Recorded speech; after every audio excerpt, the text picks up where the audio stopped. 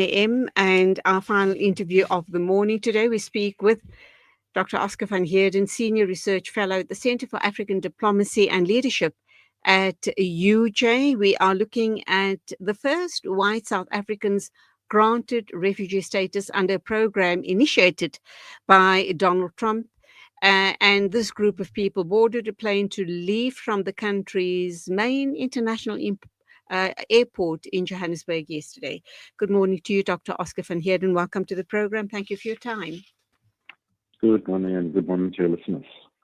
Your thoughts on the first group of people having left the country, and even before you respond, the thought that crossed my mind is there are going to be, and there probably are, Indian and colored people who have similar sentiments and would want to leave the country. I know, very unpatriotic, but would say that they feel, that they're minority groups and, they're not being given equal opportunities. Very much the sentiments of the Afrikaners.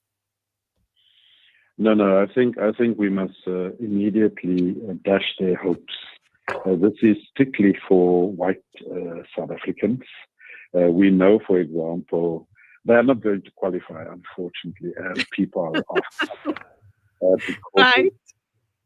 because the Trump administration has made it very clear in terms of one of the executive orders that they are not interested in any minorities in terms of migration, immigration, refugees, etc., and has blocked it, except for white South Africans, Afrikaners in particular.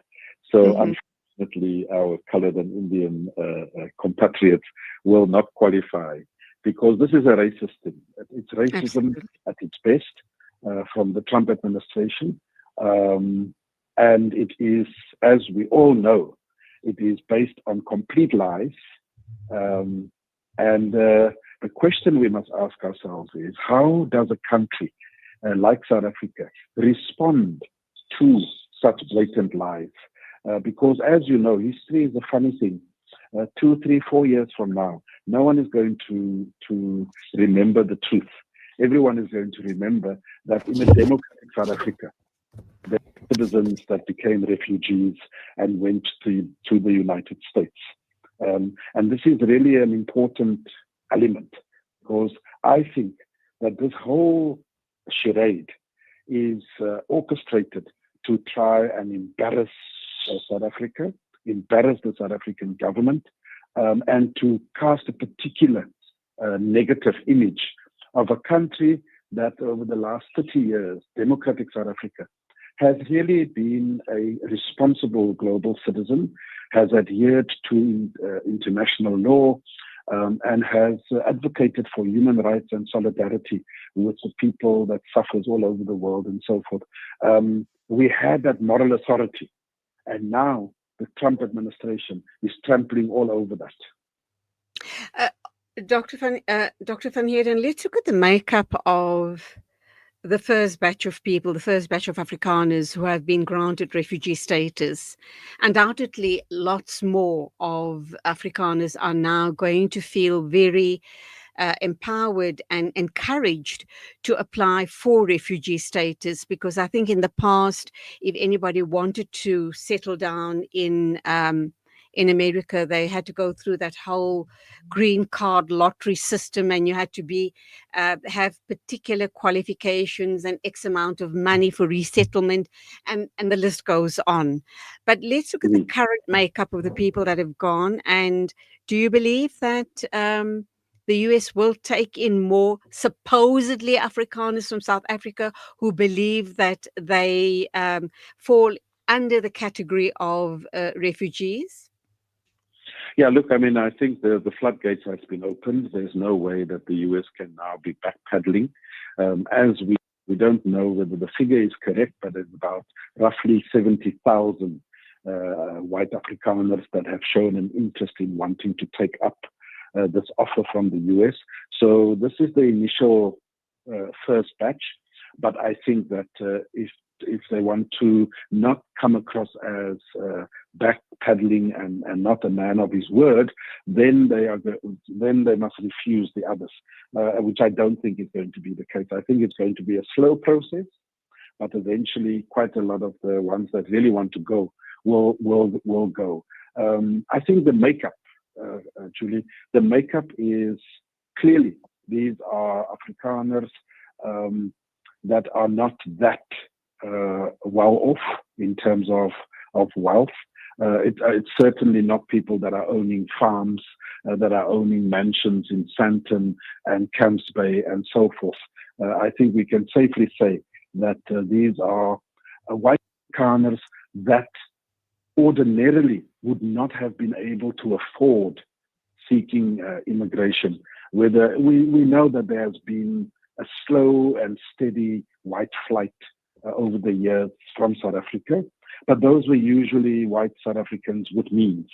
They were able to pay. They were able to pay the visa requirements, the flights, the resettlement, rent properties whilst they settle in. Usually skilled in various ways and forms. And I think we can safely assume that these Afrikaners that are taking up this offer are the ones that don't fall in that category, that have low skills, that don't have money, that don't own vast properties and so forth, and are generally not well off in South Africa. And so for them, this is a godsend, an opportunity to break up of their meager existence in South Africa. I think that's the makeup here. Okay. And as you know, as refugees, the US will receive them into refugee centers, and there's some assistance that will be given in the form of clothes, employment training, some language training if there's a struggle with English, and so on, and some clothing, and of course healthcare. But that's only for about a year, and thereafter they will then have to go and seek employment in various ways and means. It's predominantly, I suspect, a lot of them are going to be in the agriculture sector, because that's sort of being touted. The farmers are being targeted and so forth. And then after that, about 5 years after that, they can start applying for a green card and permanent residencies and so on and so forth. Okay, my final question then is, clearly these are not highly educated and highly skilled people. Let's assume about droves of them do manage to get refugee status and leave the country. Because they're not highly skilled and not highly educated, do you think it's going to have an impact at all on South Africa economically and otherwise? No, absolutely not. I don't see it leaving any negative dent within the South African economy. I would venture to say that if anything, a lot of these people were occupying low-skilled employment and was not that meaningfully contributing to the economy of South Africa. So I don't think we're going to feel it. I think that at the end of the day, it's not something that one would want to say. But if any citizen of any country feels so desperate and so violated, supposedly, to seek citizenship of another country, then they must be allowed to go. I don't think we must fight with Afrikaners who want to leave the country. And indeed, we have not been fighting with anyone who wants to leave the country. As I say, there's been a steady white flight from South Africa. So we should welcome this. If it makes them feel better, safer, more respected, and so forth, then we wish them well in the context of the United States of America. And I think the only reason why the story is making headlines is simply because of the negative press that we, South Africa, are getting. You've outlined it beautifully by indicating the personality or the psyche of these people that have already left and are falling over their feet and hoping, praying they're going to be the next batch of people. So really, it's not about them leaving. It's not going to impact on the country at all. But the negative press that we've managed to garner from all of this, thanks to people like Helen Zille, AfriForum, and a lot of people, and the DA as a whole. Would I be correct in that? Absolutely. There is a larger there's a larger campaign here.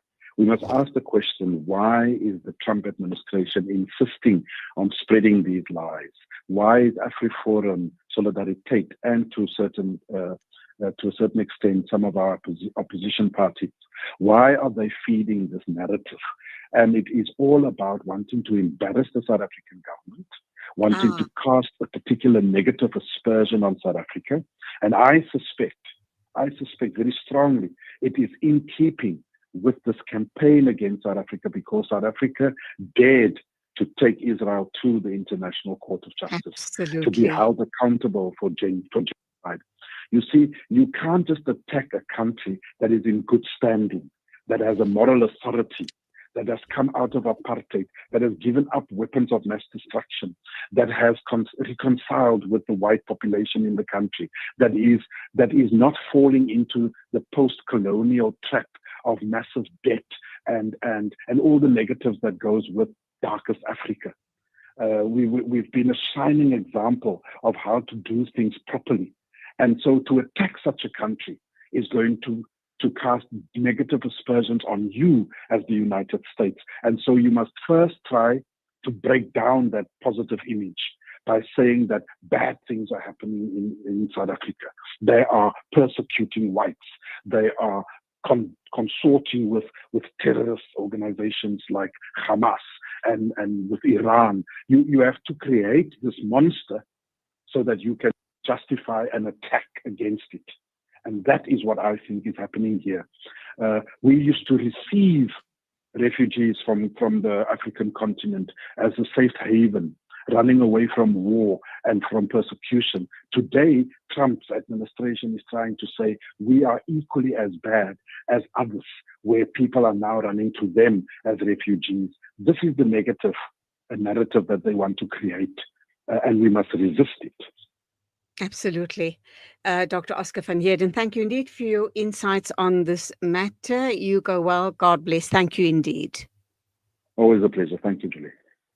It is exactly now 10:26 and it's time for us to wrap up, but with our Fired Up series with Hafiz Imran Chunara, CEO of Africa Muslims Agency. And let's wrap up then with the very wise words of Hafiz Imran Chunara. Assalamu alaikum. Tomorrow morning at 11 o'clock on the mid-morning show.